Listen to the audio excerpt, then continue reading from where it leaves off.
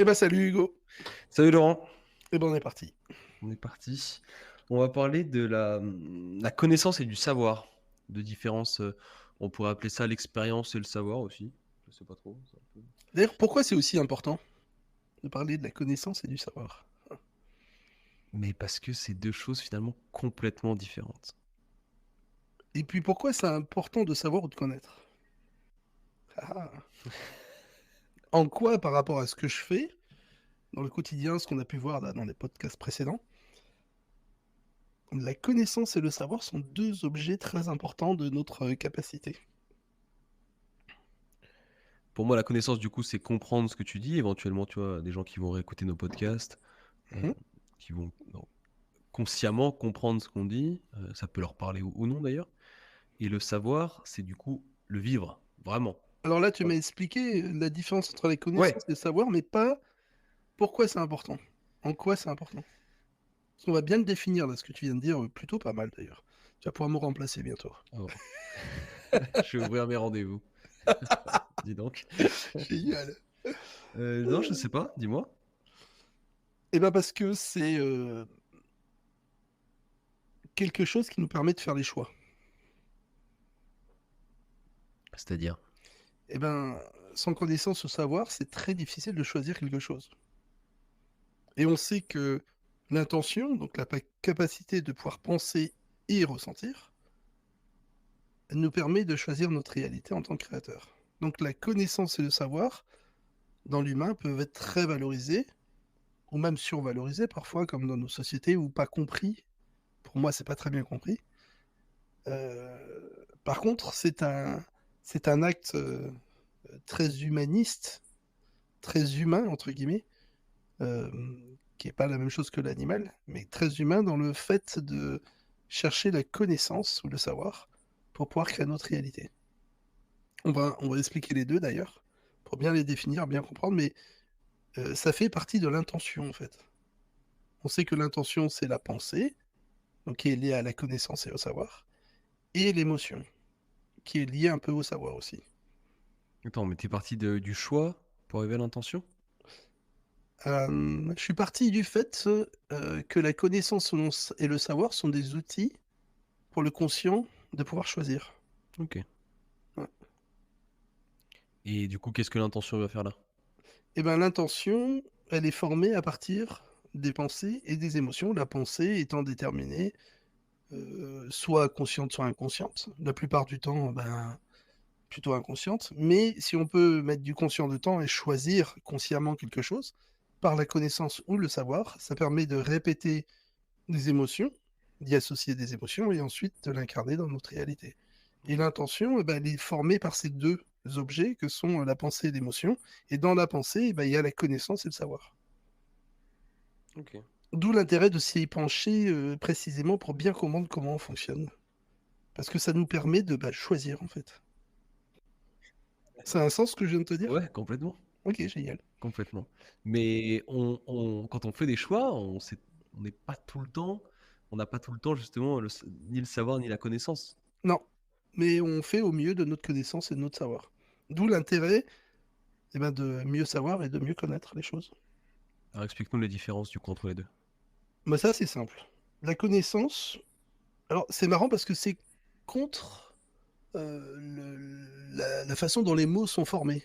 Il y a une personne qui me l'a fait remarquer une fois, qui pensait exactement l'inverse de ce que j'allais dire, quoi. Ou ce que je vais dire maintenant. Connaissance, ça veut dire avec la naissance, naissance. Donc ça veut dire ce qui vient avec la naissance. Et je trouve que c'est une erreur en étymologique de croire que la connaissance vient avec la naissance, en fait. Parce que la connaissance, c'est ce qu'on lit dans les bouquins, c'est ce qu'on va apprendre aux enfants de 3 ans, ça dépend d'où on vit, ou 5 ans, voilà, selon les systèmes éducatifs, jusqu'à au moins, bah, ça dépend des gens, mais on va dire 18 ans, et puis après des études supérieures. Et ça, c'est la cumul de connaissances. Donc c'est la capacité, par exemple, en géographie, la culture générale. C'est plein de connaissances, et pas de savoir, plein de connaissances qui nous sont développées. Il y a des savoirs dedans, mais principalement du cumul de connaissances. Ok. Et ça, eh ben, il suffit de lire un bouquin et dire ça y est, je sais. Bah non, en fait, tu sais pas, tu connais.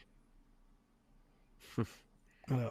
Et on sait pas faire tant qu'on n'a pas fait. Par contre, on peut connaître beaucoup de choses, reconnaître beaucoup de choses, c'est pas pour ça qu'on sait les faire. À l'inverse du savoir, qui est la capacité de savoir, donc une capacité de répéter de manière quasi inconsciente. Je prends toujours des exemples très précis pour bien comprendre, pour ramener à ce que ça veut dire. Euh, Par exemple, un joueur de violon, euh, c'est un savoir. Donc, il sait jouer du violon. Il est Ouais. passé par la connaissance au début parce qu'il ne savait pas jouer comme tout le monde du violon. Il a peut-être des aptitudes plus ou moins naturelles à la musique et à la capacité d'apprendre. Il n'en demeure pas moins qu'il a dû répéter, répéter, répéter le mouvement, le son, pour que ce soit juste et que ensuite il lise la partition, et que ce soit en harmonie avec ce qu'il joue. Et puis il est plus en train de réfléchir à la note qu'il joue en lisant la musique. C'est la musique qui vient dans sa tête. Il la reproduit avec ses mains sans réfléchir de manière démesurée, sauf quand il doit apprendre un- une nouvelle mélodie, par exemple, et il doit se concentrer un peu plus. Une fois qu'il a déchiffré, ça vient quasiment instantané. C'est comme un savoir qui répète, en fait. À la différence d'un mélomane qui adore le violon, lui, il va connaître tous les grands violonistes, il va reconnaître à peu près, peut-être avoir une capacité même extrêmement rapide à reconnaître qui joue quoi, etc. Il va sûrement faire plein de concerts, mais il ne sait pas jouer du violon. C'est pas de la connaissance, c'est pas un savoir.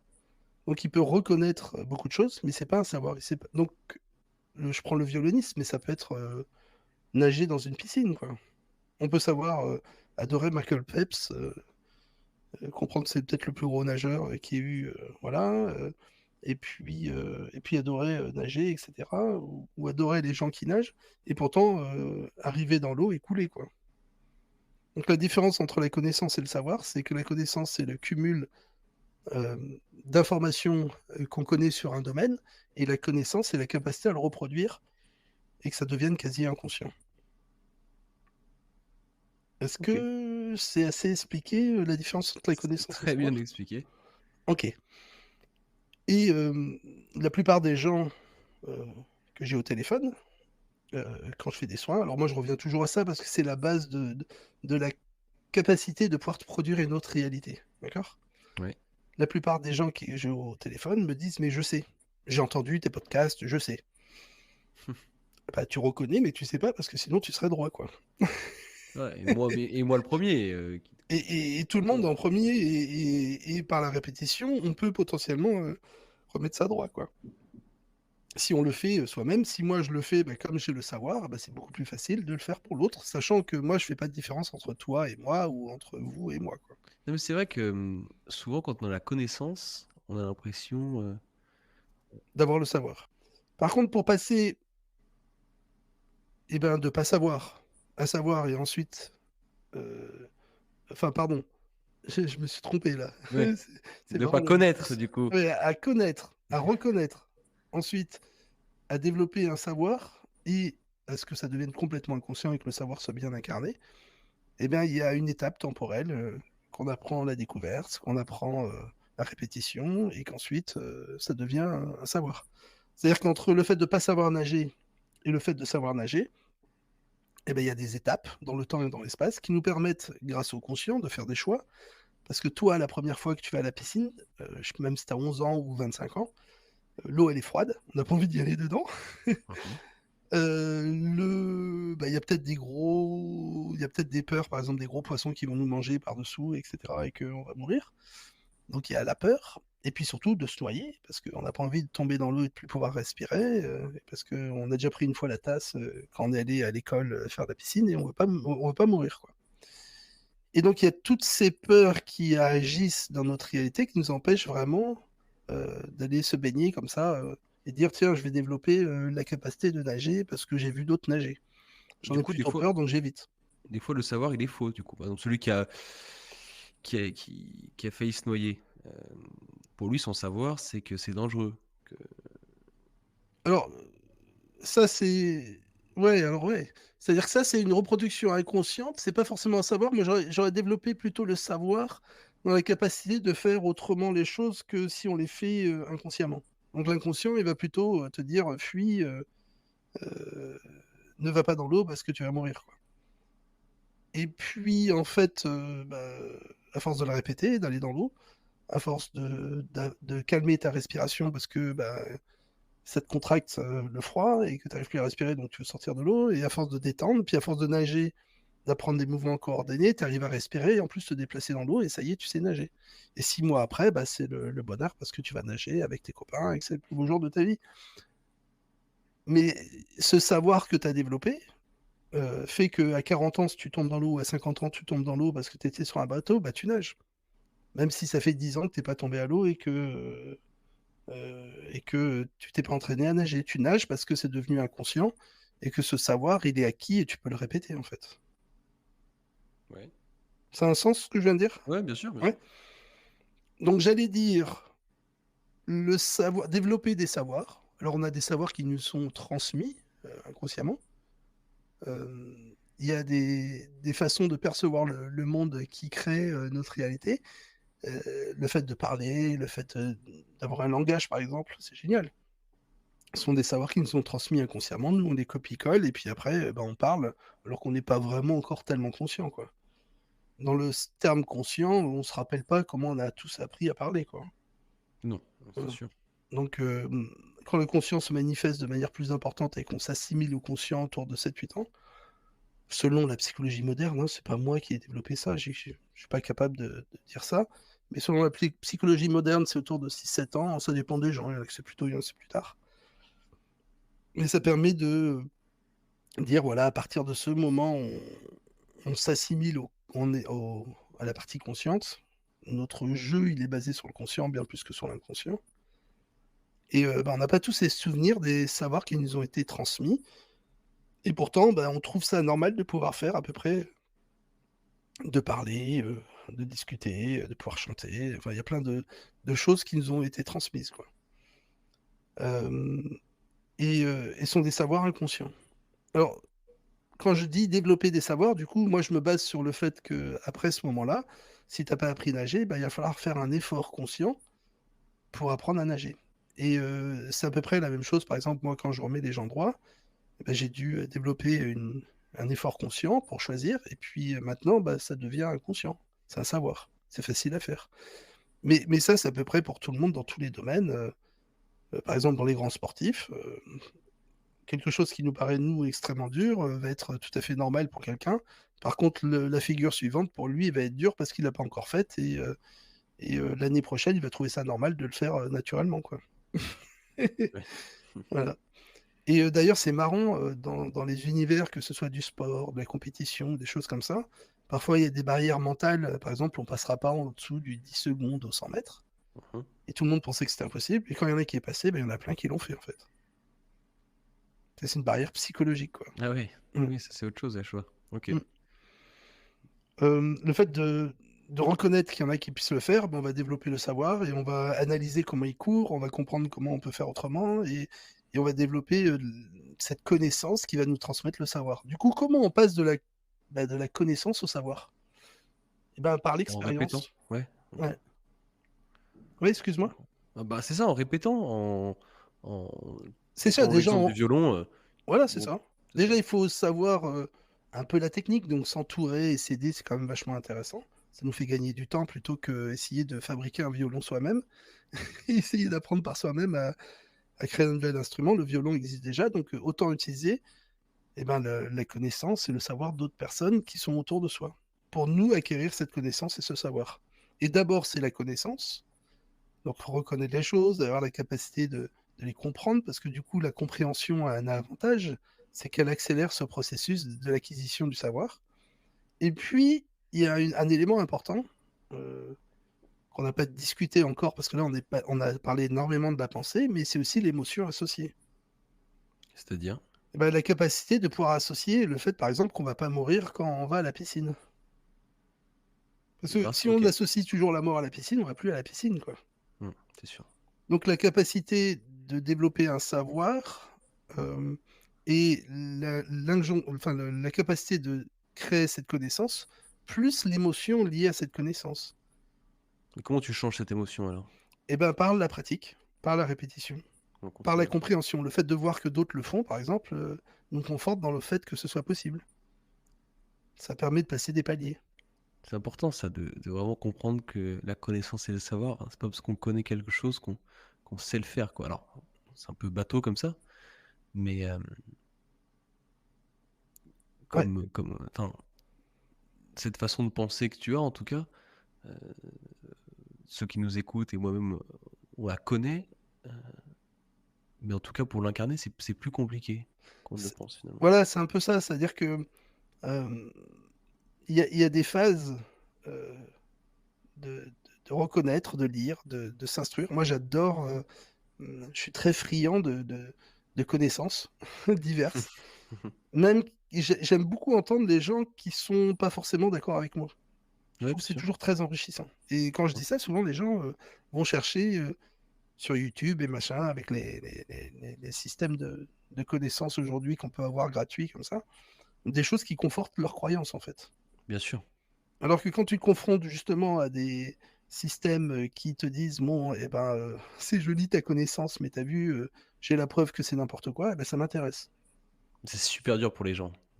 Oui, mais c'est hyper enrichissant. Au Tu vois, il y début, a... enfin, même pour moi, c'était dur. Hmm, C'est tellement plus agréable de se conforter dans ce qu'on pense, hmm, je t'assure, bien que, sûr. de que de se mettre face à, à autre chose, quoi. Ça Et fait peur en vrai, hein. Tu te rends pas compte, toi.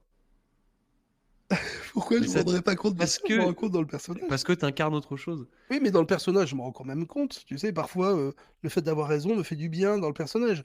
Après, avoir raison au niveau créateur, j'en ai rien à faire. Au contraire, c'est vachement plus enrichissant de voir que je peux penser et ressentir différemment pour créer autre chose. Ça me donne une ouverture, une fenêtre beaucoup plus intéressante, en fait. Oui, tu vis beaucoup moins ces peurs, si tu veux, en comprenant avec ta vision de la vie, les peurs commun des Je les mortels. incarne moins inconsciemment parce que Ouais, j'ai c'est fait ça. des choix qui font que je les incarne moins. Ouais. Elles Et, sont quand même là. ouais, d'accord, ok. Mm. Elles sont quand même là. Mais je peux faire le choix, non pas de les ignorer parce qu'elles me traversent, mais c'est un peu comme des nuages pour moi. Tu sais, tu regardes le ciel. Et puis tu veux t'arrêter sur un nuage que tu as choisi, donc tu le suis. Mais il y en a plein d'autres de nuages. Mais Ça veut est-ce que pas tous dire les qu'ils nuages y n'existent pas, passent, mais justement? ouais, ils passent, voilà. Mais toujours? C'est-à-dire, Je sais pas, quelqu'un qui nous écoute, qui vit quelque chose de, je sais pas, de négatif, enfin, je juge en tout cas moi négatif. hmm, euh, donc ce que tu dis, c'est qu'elle devrait plutôt le regarder le nuage passer, mais est-ce qu'il passe tout le temps le nuage? Est-ce que des fois faut l'aider à passer? Est-ce que des fois, tu vois ce que je veux dire? est-ce qu'il y a tempête parfois? Est-ce qu'il Il y a reste? tempête, est-ce qu'il Est-ce qu'on reste prend des une fois? douche? Est-ce qu'on Est-ce prend qu'il des éclairs? c'est ça. Est-ce que des fois il se bloque? Est-ce Ou que est-ce qu'on a parfois il cette se fameuse bloque? phrase de derrière les nuages, il y a toujours du soleil, quoi. Euh, Non, mais je comprends quand les gens vivent quelque chose dans le personnage, qu'ils ont l'impression que ça va jamais changer. Et ouais, c'est dur Mais, de se dire que ça va mais passer. pas plus que quand on était amoureux et qu'on a pensé que c'était la femme de sa vie quand on avait 15 ou 17 ans, quoi. Mais c'est exactement ça. Et C'est que moi, pourtant, je m'en bah, on a souviens. bien tous vécu, alors ceux qui ont, ils ont un peu moins, bah, vous allez découvrir ça, mais on a tous vécu l'amour qui était... Les pauvres. et on a tous cru que c'était fini parce que cet amour se finissait, que ça allait être la fin, et on a tous bien vu que c'était pas vrai, quoi. Mais Mais c'est le ça. moment où on le vit, c'est tellement important pour le personnage, et c'est vraiment le premier amour, et cette vision comme quoi cette défaillance nous brise, alors qu'en fait, on n'est pas du tout, du tout, du tout brisé. Mais la sensation et le ressenti est tellement puissant qu'on y croit, en fait. Mais et ça, Et 20 ans après, on en rigole, quoi. mais ça, des gens peut-être qui ont aussi 50 ans le vivent, tu vois, un divorce. Mm. Euh, Quand on le vit sur le coup, c'est super dur de se dire ça va passer, quoi. Surtout, surtout si on a construit consciemment notre personnage sur ça, Mhm. et que du coup, notre vie et notre façon de percevoir notre réalité dépend énormément de ce personnage. Parce que du En coup, bah, plus, ouais. c'est comme si on, on brisait ce personnage, euh, parce que le lien qui crée la capacité à pouvoir aimer ce personnage se brisait, quoi. Donc c'est pour ça que c'est aussi touchant dans la personnalité. Si on voit que c'est nous qui le créons, bah, on a le recul pour le vivre autrement, en fait. On a cette distance qui nous permet de le comprendre et de le ressentir différemment. Et c'est ça la différence entre la connaissance et le savoir. C'est-à-dire qu'on peut dire: «Oui, je sais que, ça va faire mal», mais quand on le vit, qu'on l'incarne, cette, dure réalité, en fait, par exemple, de la séparation, et Ouais. ben, le fait de savoir qu'on peut la penser, la ressentir autrement, fait qu'on va la vivre Ouais. autrement. Et des fois, il y en a qui arrivent simplement pas. Oui, parce que, bah, ils restent sur la connaissance et pas le savoir, D'accord. et alors ça peut être un apprentissage ou alors, à l'inverse, il y en a qui vont répéter du coup, comme un traumatisme, hein, heu, Oui. ce mode de fonctionnement, et à force de le répéter, ils vont le revivre. Ils vont dire: «Mais Ouais. je peux pas m'en sortir». En fait, si, on peut s'en sortir, mais il faut penser et ressentir autrement la même réalité pour créer autre chose. Tu sais que ça, je l'ai vu plein de fois, on a déjà fait un épisode sur, les couples, Ouais. mais de répéter, ce Ah, on a truc, fait un épisode sur les couples? non, mais sur l'amour et on a beaucoup Ah, parlé de ça. OK, tu as raison. Mais c'est bien, tu suis Moi, en tout je cas. pensais plutôt à l'amour conditionnel et conditionnel, j'avais pas vu que c'était pour les couples, mais ça marche. Si, bon, on a beaucoup parlé de couple. En tout cas, moi, j'en ai parlé et Je suis et non, mais salise. c'est génial on répète souvent le même schéma, quoi Le même et pattern, ouais. tout ça pour dire, pour revenir sur la connaissance, hem, on s celui qui vit ça ou celle qui vit ça, pour elle, c'est compliqué de comprendre dans le personnage que, bah, ça va passer, que c'est un nuage et que voilà, elle a pas envie, quoi. Alors, du coup, quand on est dans ce système-là, à ce moment-là, on le s on a, cette capacité, à pouvoir se dire: «Tiens, et si, je pensais autrement?» ou même parfois, on est complètement brisé, on se sent mal, et puis d'un coup, il y a une chose à laquelle on pense, Mmh. tout d'un coup, pendant, quelques minutes, ça nous enlève ça Ouais, complètement de la tête, on complètement. est serein, détendu, et puis d'un coup, l'émotion revient et on se remet à se dire: «Oui, mais alors sans elle, ça va être horrible», et cetera, mais on sait qu'il y a des périodes comme ça sur lesquelles on a, bah, ça n'a aucune emprise sur nous, C'est vrai. et on l'a tous vécu en se disant: «Bah, attends, il faut que je sois malheureux parce que», et du coup, on se remet à jouer le malheur, quoi, presque. C'est vrai, c'est Alors vrai, là, c'est on parle du couple, mais on peut parler de plein d'autres choses. Ça non, peut être pour le travail, mais ça peut être sans rentrer dans l'intimité, moi, c'est quand j'ai vécu ça, c'est ce que je te disais souvent, je m'en veux et ça, c'est super important. Je m'en veux de pas être malheureux. oui, parce que du coup, le personnage, il a peur de mourir, quoi. Si jamais tu pas le personnage, tu qui, quoi? Je te disais: «Mais il faut que je sois triste là». Ouais, ce qui n'a pas de sens, en fait. Parce qu'in Est-ce fine, qu'on si tu créateur, bah, la tristesse, c'est bien toi qui la renouvelle à chaque fois, et c'est bien toi qui l'incarne à travers le fait de le renouveler parce que tu t'identifies à ta tristesse, quoi. Tu sais, faut pas ignorer, et alors du coup, il y a des gens pour il y a deux façons de le faire. Soit on survit la tristesse et dans ça on déprime, et cetera. ouais, Soit il y en a qui l'ignorent totalement et qui vont se prendre un coup de bâton énorme ouais, par retour et qui survivent leur vie pour essayer d'éliminer ça en la survivant. Bah, en général, on voilà. Par contre, d'en faire l'expérience, de savoir que ça existe, pas d'ignorer, de savoir que ça nous traverse, mmh mais de penser, de ressentir autrement, parce que l'inconscient, il fait son boulot, on le ressentira. Mais toi, de choisir de penser, de ressentir autrement, la même réalité, même de l'apercevoir, fait que tu es déjà en train de créer une nouvelle réalité. Et en la répétant, bah, c'est exactement ce que tu vis. Et c'est là où c'est super intéressant de faire ses choix. C'est là on a le ce que j'allais dire. C'est là on C'est-à-dire a que le la choix. connaissance est très intéressante parce qu'elle permet de développer un nouveau savoir après. D'où Mais pour l'intérêt de la capacité de connaître les choses, parce qu'elle enrichit la possibilité de faire de nouveaux choix.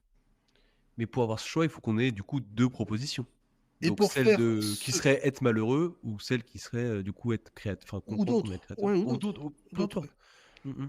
Non, ce que je voulais dire, c'est que tout d'un coup, si tu as la connaissance, tu as une capacité à voir les choses différemment, heu, dans l'instant, après de le répéter en associant des émotions, et l'importance des émotions là est très importante. C'est-à-dire que si tu apportes que de la connaissance, par exemple, je sais pas, du coaching, il faut répéter ça, ça, ça, ça, mais que tu apportes pas l'émotion qui est liée au fait de créer le bien-être et l'amour de toi et la reconnaissance que c'est toi qui crée, et cetera, fait que, bah, c'est un peu du comment j'appelle? La méthode Coué, tu sais? Tu vas répéter, répéter, puis ça marche pas, quoi. Par contre, si tu répètes quelque chose avec les émotions, là, ça marche. C'est le principe même, Comment tu mets les émotions dedans? Comment tu les impliques? bah, à peu près comme on fait, en permanence quand on crée les émotions. C'est-à-dire qu'on se réfère au ressenti d'abord. Donc le ressenti, c'est quoi? C'est qu'on va créer, par exemple, une image mentale à laquelle on associe un certain ressenti. Par exemple, je sais pas moi, tu veux être bien, avoir un sentiment d'être bien à la maison. Ouais. Bon, Voilà. est-ce que tu le sens là maintenant? Non. Alors tout Non. d'un coup, tu vas imaginer ta maison, tu vas créer une maison mentale. Donc quand je dis mentale, donc c'est le goût, les couleurs, l'ouïe, le goût, enfin tous les sens, la vue, d'accord? Et on crée une image mentale à laquelle on, on crée le mot maison, voilà, par exemple, ou le mot chien, on crée le chien affectif, ou le mot, etc. Et puis, du coup, les émotions qui savent pas si c'est vrai ou si c'est faux, parce qu'elles, elles sont pas connectées à tes yeux, tes oreilles, etc. C'est le cerveau mental va Mmh. croire que c'est vrai et va ramener les émotions liées à cet état d'être. Et du coup, tu vas le ressentir. Tu vas dire, mais en fait, je suis bien à la maison, c'est apaisant, etc. Et ça va très vite. Donc, pour Tu penses ressentir les émotions, en fait, tu choisis une façon de voir les choses et les émotions s'associent très, très vite. tu penses qu'on peut tout créer comme ça, de partout, Bah, comme c'est ça, ce de qu'on fait changer les déjà émotions? inconsciemment, hein. Et d'ailleurs, c'est pour ça que quand moi, je me connecte aux gens et que je leur raconte ce qu'ils ont vécu, Ouais. c'est parce qu'ils le créent inconsciemment déjà. Et c'est pour ça que je peux raconter plein de choses, non pas parce que je suis un génie ou que j'ai trouvé des trucs supérieurs aux autres, absolument pas du tout. Tout simplement parce que je lis comment ils créent inconsciemment leur réalité et ça, on l'a bien vu et répété, plusieurs fois depuis le début des podcasts. On est créateur, ensuite plutôt inconscient et on en fait l'expérience consciente. Mais le conscient est est un atout absolument génial qui permet de faire un choix à l'inverse de l'inconscient qui est répétitif. Si jamais tu choisis par la connaissance et ensuite que tu l'imprimes dans l'inconscient en le répétant et en associant les émotions et ça devient un savoir, ensuite, eh ben, c'est répétitif par l'inconscient. C'est-à-dire que toi, tu n'as même plus besoin de faire l'effort, tu peux te concentrer sur autre chose et continuer à le vivre. Et ça, ce qui est génial dans le savoir, c'est que tu n'as pas besoin de nager dans la mer tous les jours pour savoir nager, en fait. Tu peux tomber 20 ans plus tard et savoir nager. Oui. Je suis en train de réfléchir à ce que tu disais. OK. Ouais. Et ça, c'est génial. Et du coup, la notion de connaissance et la notion de savoir sont complètement associées. C'est-à-dire que tu peux créer avec la connaissance et l'émotion un savoir, qui devient inconscient et répétitif. Mmh. Et à l'inverse, tu peux créer, par rapport à ton ressenti, un nouveau ressenti, si tu apportes de la connaissance et de l'émotion pour créer un nouveau ressenti. C'est-à-dire une situation de ton passé que, par exemple, tu juges être mauvais, Mauvaise. ou être victime, ou etc., eh ben, tu peux, en le pensant et en le ressentant différemment, transformer ton passé, ton présent ou ton futur dans la façon dont tu le perçois pour créer une nouvelle réalité dans ton passé, dans ton présent ou dans ton futur. Et c'est ça qui est génial, c'est cette projection mentale est absolument phénoménale, quoi.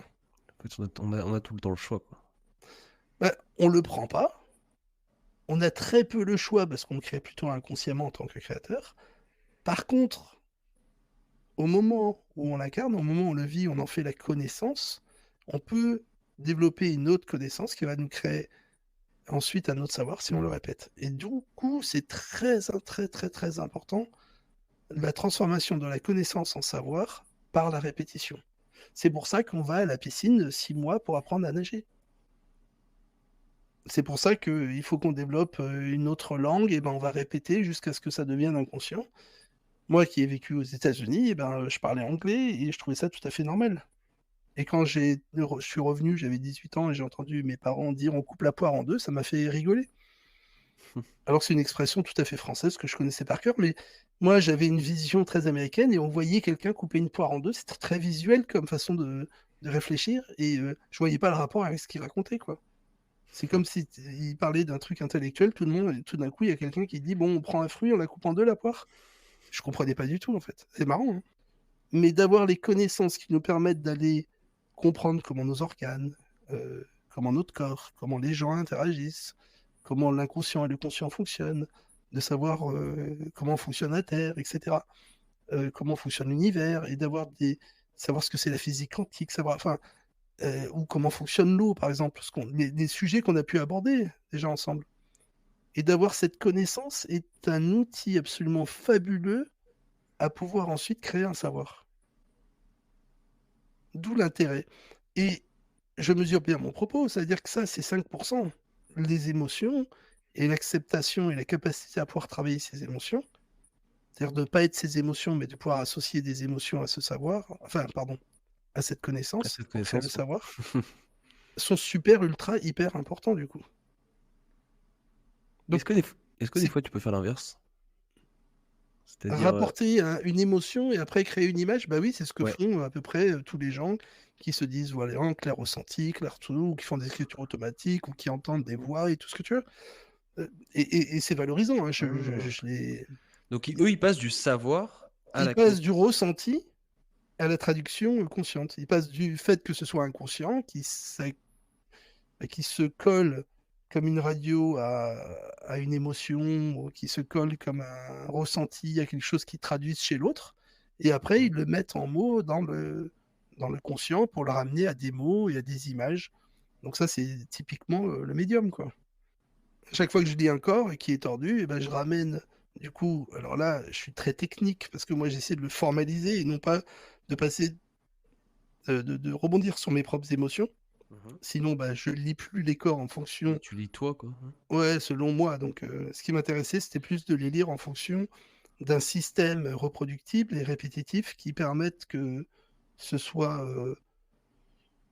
on va dire, un peu plus scientifique que juste mon ressenti.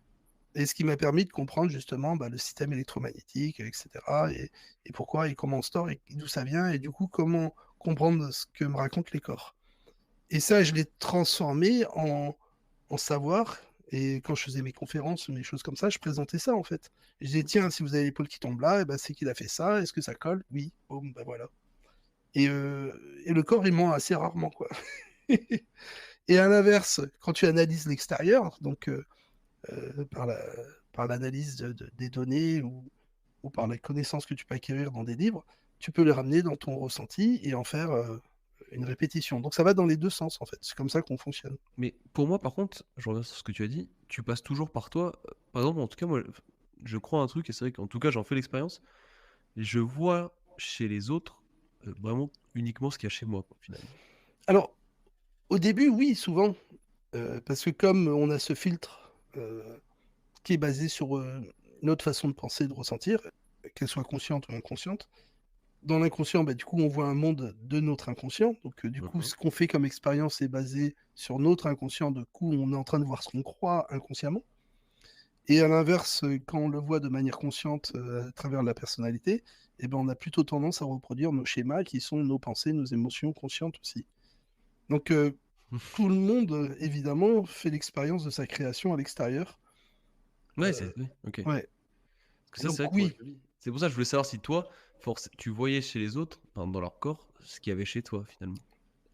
Après, ce qui est intéressant, c'est si tu vois que t'es ni la personnalité, ni... Ni le... Oui, ok. Voilà, bah, du coup, t'es créateur. Donc, si je vois chez les autres le fait qu'ils soient créateurs, Oui, eh ben, je peux me dégager de ces pensées, ces émotions je pour vois. penser et ressentir pour eux et créer une autre réalité. Et c'est Je là où vois. c'est choquant parce que ça change dans l'instant, quoi. Parce que oui, ils le sont vraiment créateurs et ça marche.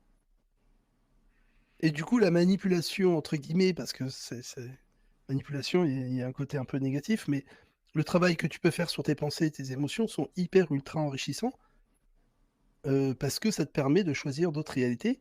Par contre, du coup, c'est plus ce travail comme quoi il faut que tu as un chemin pour monter en haut de la montagne, mais tu reconnectes en haut de la montagne et toi, tu peux transformer ton chemin de la manière dont tu veux.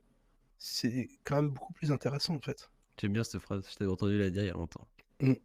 On est déjà en haut de la montagne. C'est beau ça. Et on est en bas du podcast. Et là, c'est fini d'ailleurs. J'allais finir là-dessus en plus. Merci Euh, beaucoup, Laurent. je crois que j'ai parlé un peu vite cette fois-ci, non? Non, ça va. Bon, ça va. Eh ben, Merci à merci toi. à vous tous qui nous écoutez. N'hésitez pas à venir poser vos questions. Il y a un petit email sur lequel on peut être contacté. Oui, production.hxl@gmail.com, c'est ça? oui, c'est ça. Ok.